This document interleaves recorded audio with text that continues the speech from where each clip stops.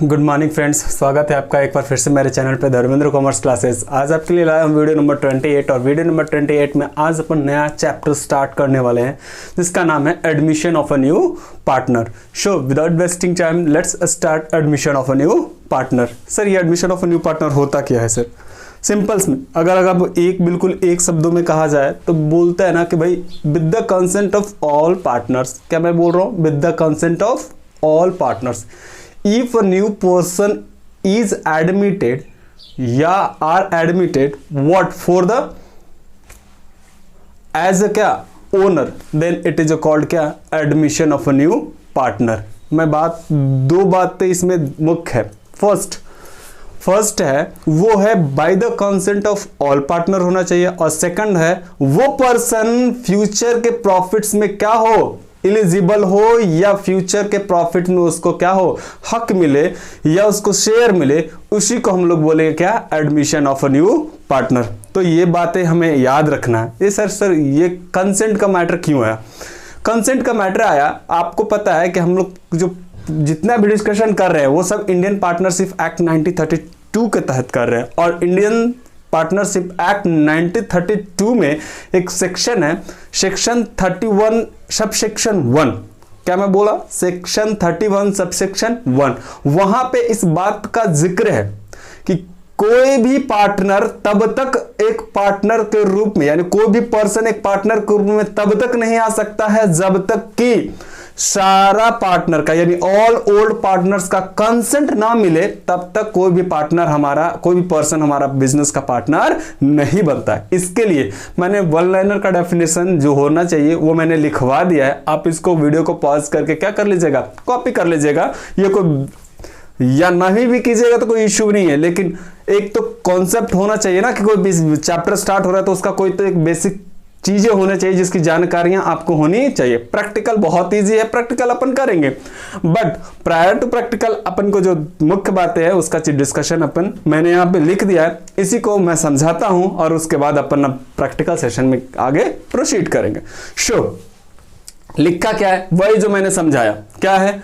कहता है when by the consent of all partners if a person is admitted as a owner। ध्यान दीजिएगा, एक तो होना चाहिए कंसेंट। ये दो बातें कभी मत भूलिएगा, अन्यथा ये दोनों में से अगर कोई भी मिस होता है तो मुश्किल है। कंसेंट होना चाहिए और एडमिटेड एज, याद रखिएगा, एडमिटेड इन फर्म एज क्या, ओनर, तभी इसको बोलेंगे admission of a new partner. क्या बात याद हो गया? डेफिनेशन सर याद हो गया।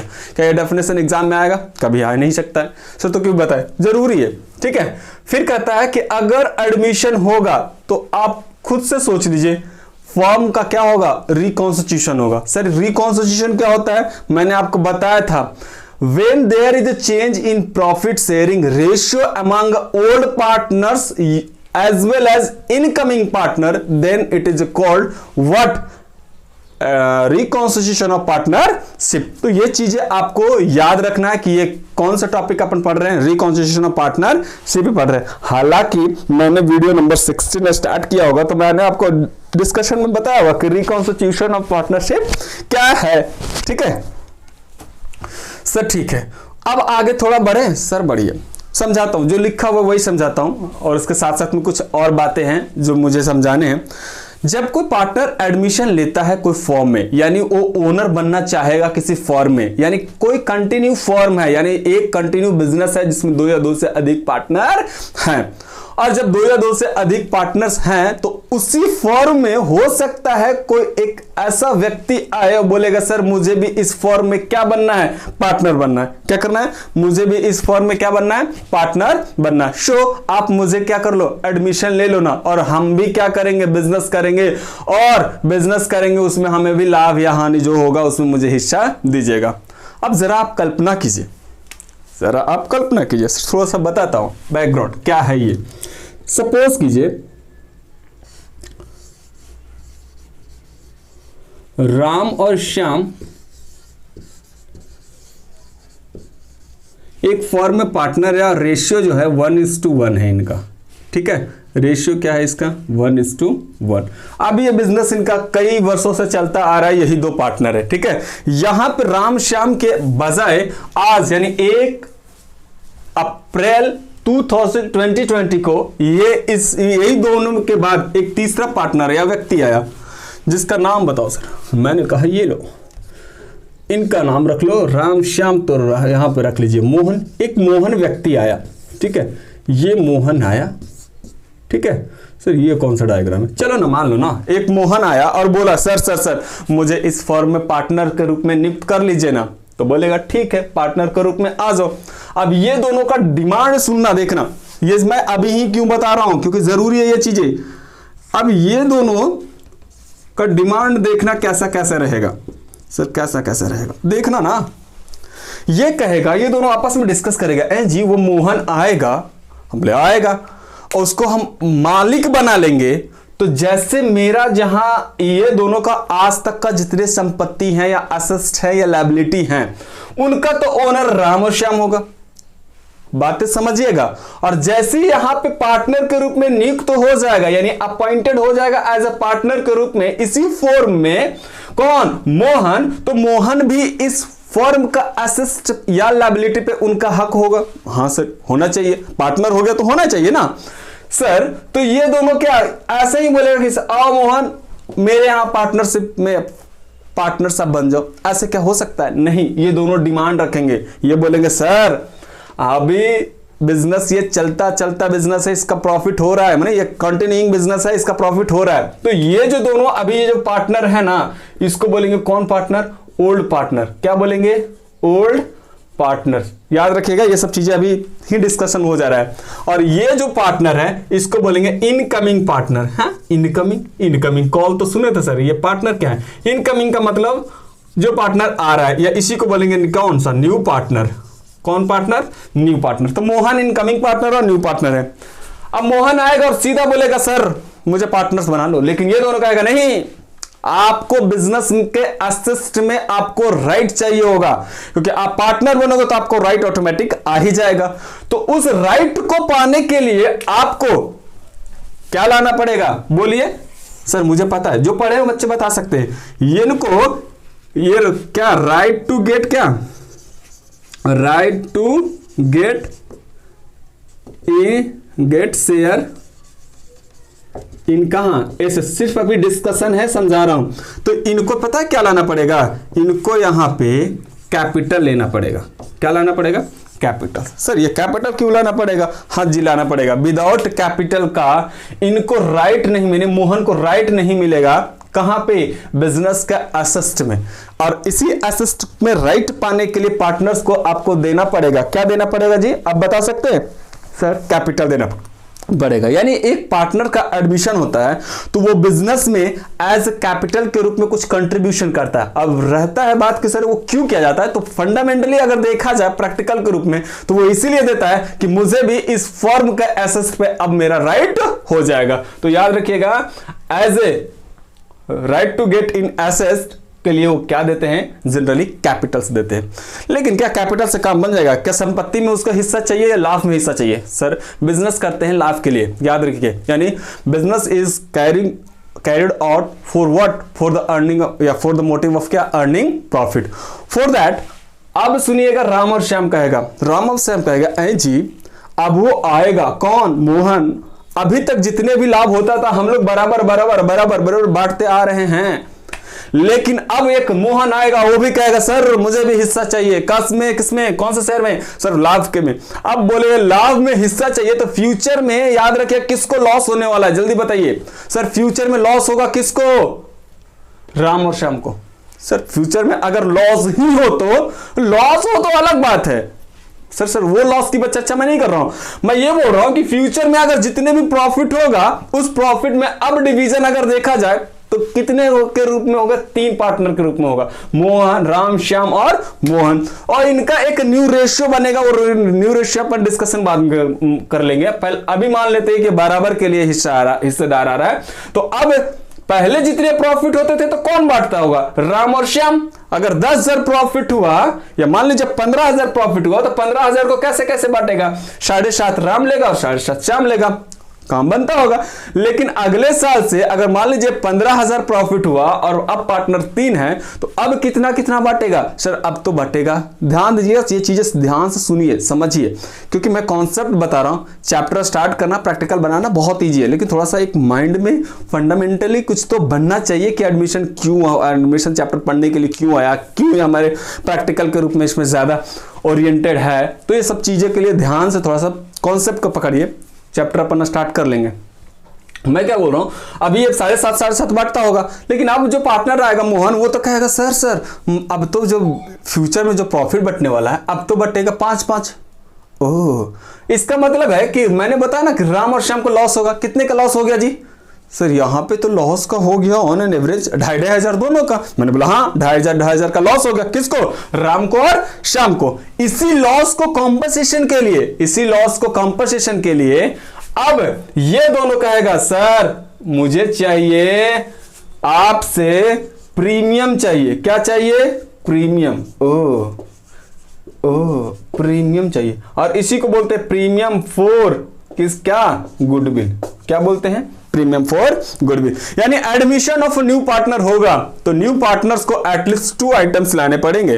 जनरली 2 ही रहता है, लेकिन कभी कभी कैपिटल ना भी देगा, कैपिटल की जगह कुछ एसेट रहेगा या फिर मैनेजमेंट स्किल रहेगा। वो बात की बात है, वो मुद्दे की बात नहीं है अभी फिलहाल।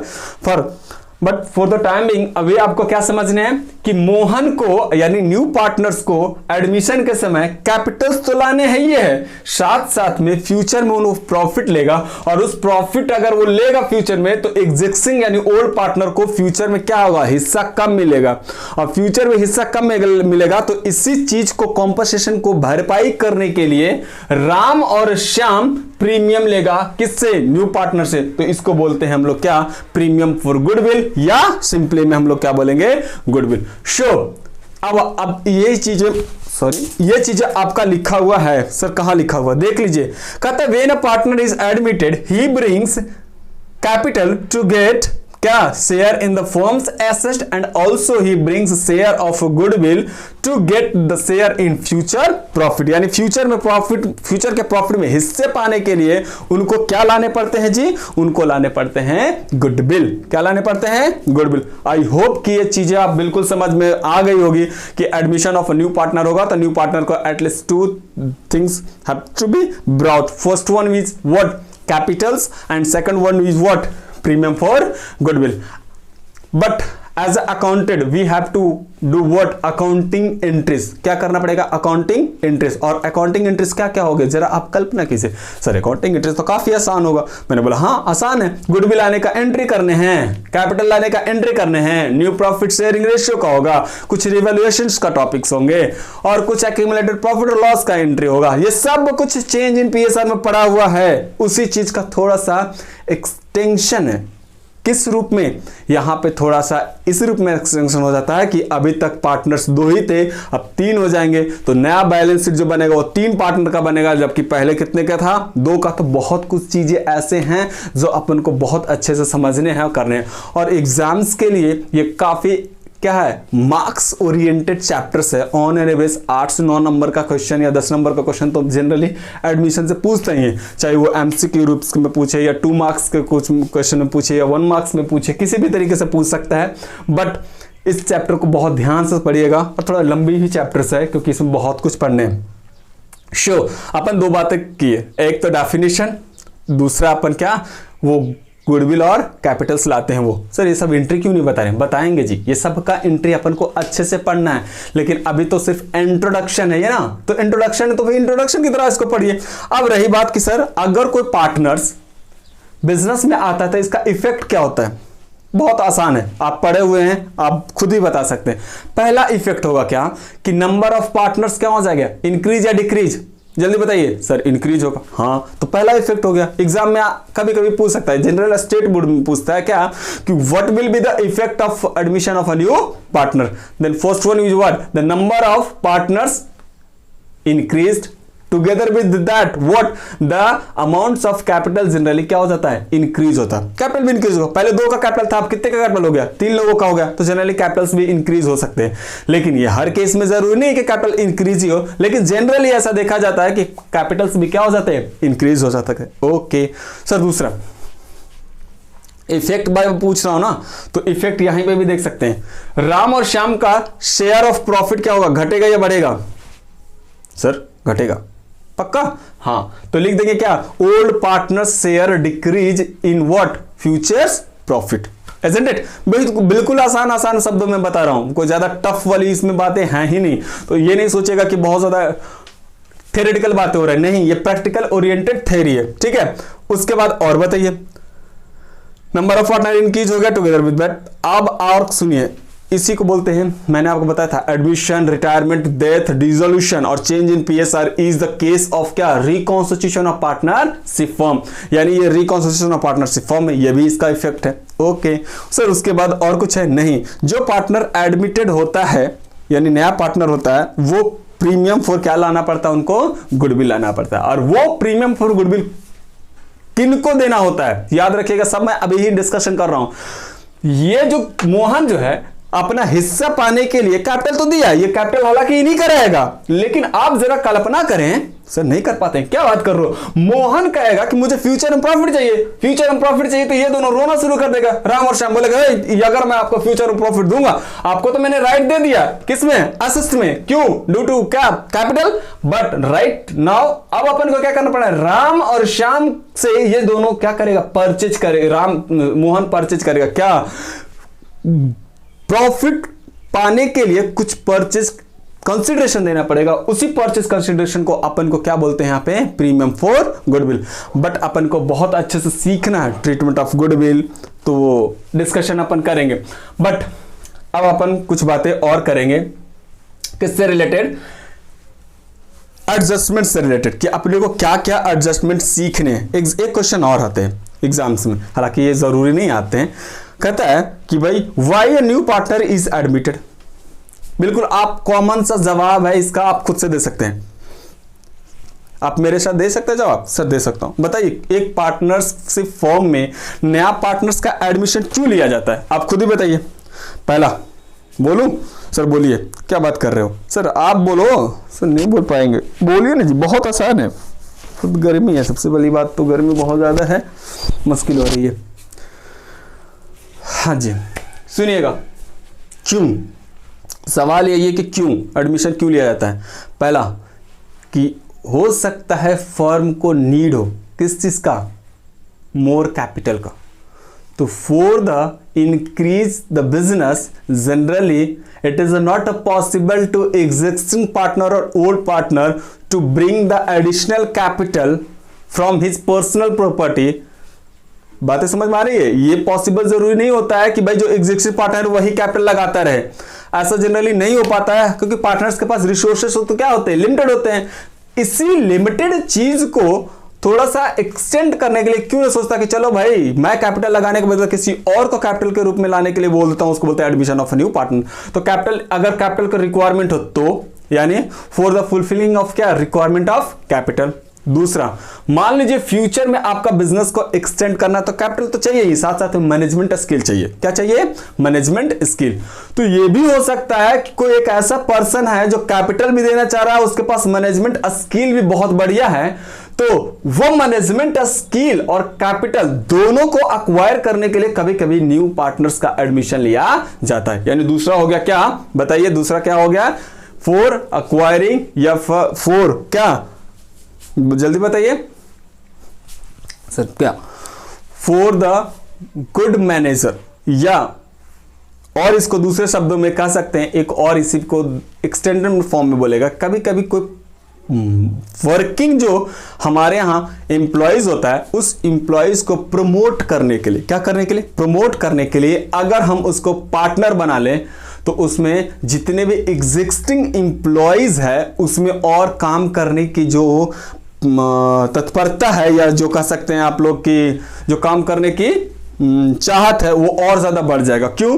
क्योंकि देखेगा मेरे साथ काम करने वाला आज इस फर्म का मालिक बना है, अगर मैं भी बढ़िया से काम करूंगा तो मैं भी एक दिन इस फर्म का क्या बनूंगा, मालिक बनूंगा। यानी फॉर प्रमोट या फॉर प्रमोटिंग द क्या, employees, sometimes employees are appointed as a what, partners. ठीक है, तो ये तीन हो गया। चौथा और बताइए, कभी कभी फेमस व्यक्तियों को, कौन से व्यक्ति को, फेमस व्यक्ति को एडमिशन लिया जाता है एज ए पार्टनर के रूप में। कौन सा व्यक्ति को लिया जाता है? फेमस व्यक्ति को। सर क्यों ऐसा क्यों है कि फेमस व्यक्ति को एडमिशन लिया जाता है? क्योंकि फेमस व्यक्ति को लेने के बाद फर्म का गुडविल जो है वो जनरली क्या हो जाते हैं? बढ़ जाते हैं। फर्म का गुडविल क्या हो जाता है? बढ़ जाता है। जैसे मान लीजिए आपका एक बिजनेस है, उस बिजनेस में अगर 2 दिन के लिए विजिट कर जाए कोई एक बहुत फेमस व्यक्ति, मान लीजिए कोई एक्टर हो या एक्ट्रेस हो या फिर प्लेयर हो, मान लीजिए धोनी या सचिन तेंदुलकर, कोई भी आपके यहाँ आकर विजिट कर ले, तो पूरे मार्केट के साथ साथ में उस डिस्ट्रिक्ट का या उस लोकेशन का सारा लोग जान जाएगा कि इस फर्म का या इस बिजनेस में यहाँ पे ये व्यक्ति आए थे। तो उस दौरान आपका दुकान का नाम काफी ज्यादा प्रचलित हो जाएगा, और प्रचलित होने के कारण आपका सेल क्या हो जाएगा? जनरली इंक्रीज होगा। सेल इंक्रीज होगा, इसका मतलब प्रॉफिट क्या हो जाएगा? अर्निंग कैपेसिटी भी क्या हो जाएगी? बढ़ जाएगी। तो समटाइम्स एक फेमस व्यक्ति को अपॉइंट किया जाता है एज ए पार्टनर के रूप में। For what? For the increase the value of क्या? गुडविल या एडिशनल प्रॉफिट। तो these are the needs, These are the क्या? Needs for admission of a new partner। सवाल यहां तक नहीं था। इस चैप्टर में थ्योरी बहुत ही कम है, कुछ ज्यादा थ्योरी है ही नहीं। पता चला कि थ्योरी है? सर नहीं, मैंने आपको बताया था कि थ्योरी जितना पॉसिबल होगा मैं तो आपको बताऊंगा। क्या आपने सीखा अब तक का चीजों को रिवाइज कर सकते हो आप? सर कर सकते हैं। तो बताइए पहला क्या सीखे? Sir by the consent of all partner if a person is admitted as a क्या? Owner, then it is called क्या? Admission of a new partner. Agent it?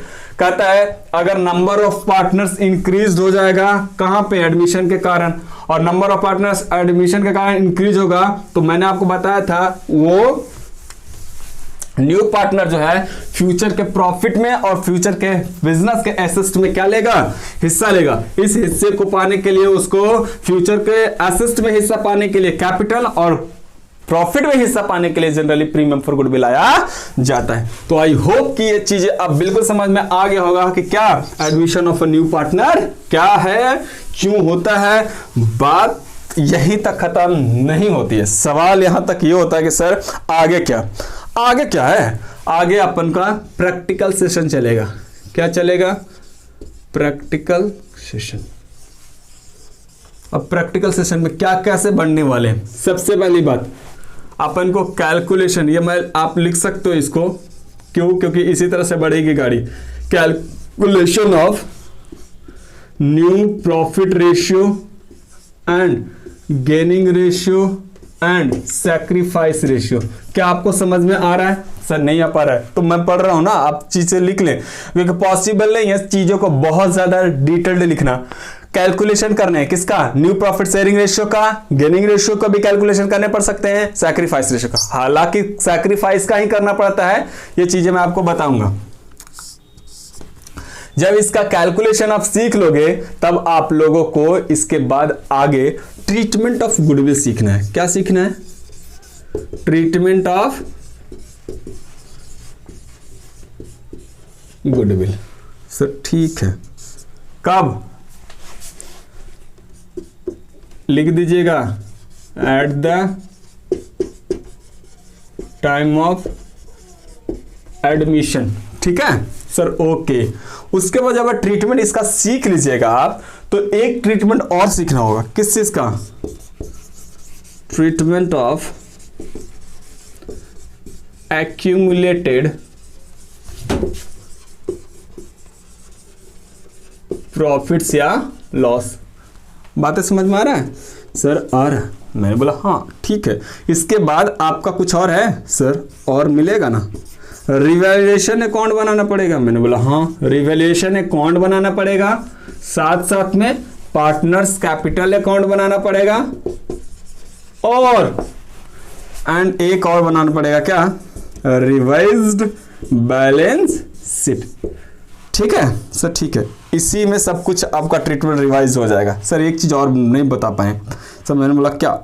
एक चीज और होगा इसका, adjustment of capital. Adjustment of Capitals, और कुछ बातें जो छूटेगा हम लोग उसको मिसलेनियस में रख लेंगे। सो अब आप चीजें समझ में आ गई होगी कि हम लोग किस प्रकार से इस चैप्टर्स में बढ़ने वाले हैं। अगला जो आपका वीडियो होगा वो होगा calculation of new profit sharing ratio, sacrifice ratio, what at the time of admission of a new partner. Then after अपन सीखेंगे treatment of goodwill at the time of admission, उसके बाद ट्रीटमेंट ऑफ एक्यूमुलेटेड प्रॉफिट और loss, revaluation account, partners capital account and revised balance sheet अपने को बनाने पड़ेंगे, कुछ adjustment of capital करने पड़ेंगे। इस प्रकार से इतने आपका लगभग आप ऑन एन एवरेज मान लीजिए 2 या 3 वीडियो अगर भी लेंगे, यानी 1 2 3 4 5 वीडियो है, तो अगर 3 का भी एवरेज अपन लेंगे कि 1 में 3 का यानी 1.5 घंटे का अगर स्लॉट अपन देंगे 30 मिनट्स का, तो ऑन एन एवरेज मान लीजिए 15 वीडियो अपने का बनेगा पूरा प्रैक्टिकल सेशन में। लेकिन ये 15 वीडियो अगर जब बन जाएगा तो ये भी गारंटेड है कि आपका जो कोई भी कॉन्सेप्ट होगा वो एडमिशन में छूटने वाला नहीं है। क्यों नहीं छूटेगा? क्योंकि अपन वीडियो नंबर्स बहुत ज्यादा बढ़ा रहे हैं। 15 छोटा वीडियो नहीं होता, अगर आधे घंटा का देगा तो 7.5 घंटे की क्लास हो गई, तो 7.5 घंटे में जो क्लास चलेगी वो काफी लंबी होने वाली है। लेकिन ये आधा घंटा रहेगा तो आप बहुत इजीली एंजॉय कर सकते हो। याद रखना, मैं concept practical, concept practical, concept practical, इसी प्रकार से इस चैप्टर में आगे बढ़ने वाले हैं, तो इजी हो जाएगा आपके लिए। तो आई होप कि आप समझ में आ रहा होगा कि इस प्रकार से ही वीडियो इसको आप कॉपी कर लीजिएगा। आपका अगला जो वीडियो आएगा वो calculation of new profit sharing ratio का आएगा। अगर ये वीडियो आपको अच्छा लगा हो तो वो सारे लोगों को भेजें जिनसे ये वीडियो से उनको क्या हो, हेल्पफुल हो, एग्जाम में बढ़िया मार्क्स सिक्योर कर सकें। यही इस चैनल का उद्देश्य भी है कि जो भी व्यक्ति जो ट्यूशन ना कर पा रहे हैं किसी भी कारण से, तो वो व्यक्ति इस वीडियोस को देखकर क्या करे, अपना एग्जाम क्लियर इजीली वे में कर सके। इस वीडियो को ज्यादा से ज्यादा शेयर करें, लाइक करें और कमेंट करना ना भूलें। मिलते हैं अगले वीडियो में, तब तक के लिए बाय बाय।